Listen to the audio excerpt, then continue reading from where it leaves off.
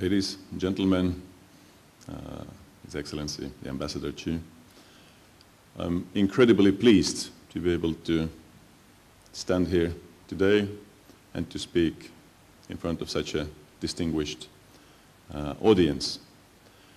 And I'm pleased not only be here in my official capacity as a Member of Parliament, as the Chairman of the Foreign Affairs Committee of the Parliament, but I'm also personally pleased. Personally pleased because in early 1990s, when I first went to China and I decided to go and study at a university in China, then there were many people in this country and also many of my friends abroad who asked, Hannes, why are you going to China to study Chinese? Today, this was about 20 years ago, more than 20 years ago. Today the answer would be obvious. China, as I remember at that time, was a country, and now let me apologize for being a bit trivial or nostalgic. China was a country with a lot of lacking infrastructure. I remember the trains that always ran late. I remember the huge bicycle traffic jams in big cities. The answer is obvious because when we look at China today, we see the fastest trains in the world that run on time. We see skyscrapers. We see huge and modern factories. We see excellent infrastructure. We talk about a market that is growing, and as an Estonian, and I always had to explain to the people in China that when I said the population was Ibai Sanshou 1.3 million people, then many times the Chinese would think that he's a foreigner, he made a mistake. There are about 100 cities in China that have the population equal or bigger than that of Estonia. And when we talk about the middle class that has emerged over those last decades in China, then we talk about a growing middle class, and we talk about 200 or 250 million people whose average incomes equal that of average in Europe. Means higher than in the Baltics, let me remind you. Then I'm personally pleased that we have, as a country, and other Baltic states, I presume, have finally become of age and of understanding that no country in the world, including us here in the Baltics and Estonia, is small enough to ignore the potential and the opportunities and the necessity to build relations to the Asian region overall, but also to China.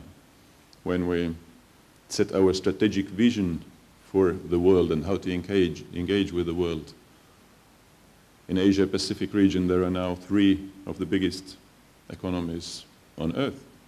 There is the US, there is China, and there is Japan, plus other big ones too.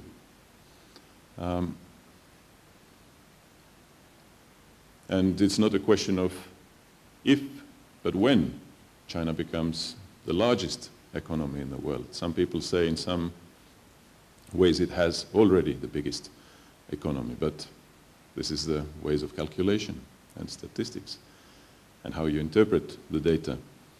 And China, even though there is still a large rural population, for the first time in history, now most people live in urban areas. And the development that I'm talking about that used to start off in the coastal regions and in the biggest cities has now reached absolutely everywhere in China, even the rural parts. When we talk about Estonia and we talk about China and we talk about smart solutions internet, IT, then I'm not privy to know exact figures, but let me say that about 700 million people in China now use internet. And the opportunities, hence, in this field, they are enormous. I have been a bit concerned. I've been promoting building closer relations between our countries, Estonia and China, for decades now. Now we all know what our economic issues are when we talk about our eastern neighbor, where many of our export products used to go. I'm very glad that Ambassador Chu came to visit Saaremaa and Kuressaare when I was still a mayor there in last August. The impact and the potential reaches the grassroots levels in this country. People who might think that China is a faraway country, it's not so. When we talk about export markets for many of our products that our population, not only in urban areas but rural areas, depends on, then China as a market should be developed so that we can start exporting. So it's not a question of only politics and big businesses, but it reaches the lower levels of our society too. And we as politicians, we as businessmen must open those opportunities. When we talk about China and Estonia, then I'm very glad to see that we have more and more people who have taken part in education exchange, cultural exchange, even in places such as Kuressaare, capital of Saaremaa, and students from an early age can now take Chinese classes. And what an advantage it will give them in the future. I mean, if you start at the age of 10 or 11 or 12 and then continue your studies, possibly go and study in China, this is an advantage. And I'm glad that not only students in Saaremaa, but in many other places, in cooperation with the Confucius Institute, for example, now have this opportunity. And personally speaking, again, I'm very glad that the interest has widened and keeps on widening. Now, when we talk about our own presence in China, I'm very glad that we now finally, after many years of effort, have a proper, good, established embassy there. And I'm also very glad that we have an office in Shanghai, trade office and business office, EAS, and a consulate. But in my view, we should not stop there. Still, I hear sometimes voices that we in Estonia were too small to be properly, fully engaged in a country such as China. It is not true. And we don't need to look far for good role models.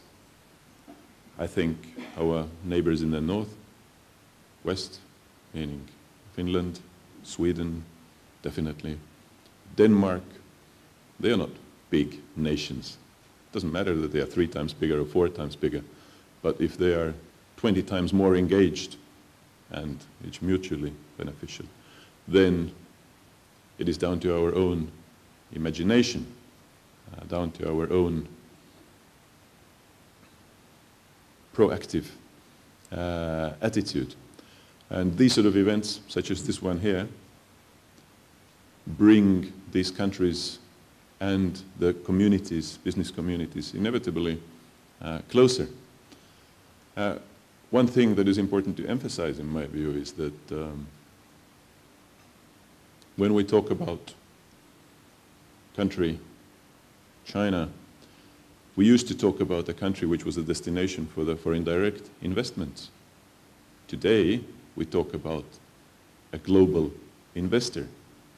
We talk about a country that, for the first time in the history, at least as far as I know, China last year had bigger outward investment than FDI, that was destined to China. So it has become a country of net overseas investment. It is very important because I'm sure this is just the beginning of this process. So when we, as Estonians, go out there to China to build our relationship, then we should view this as a two-way street.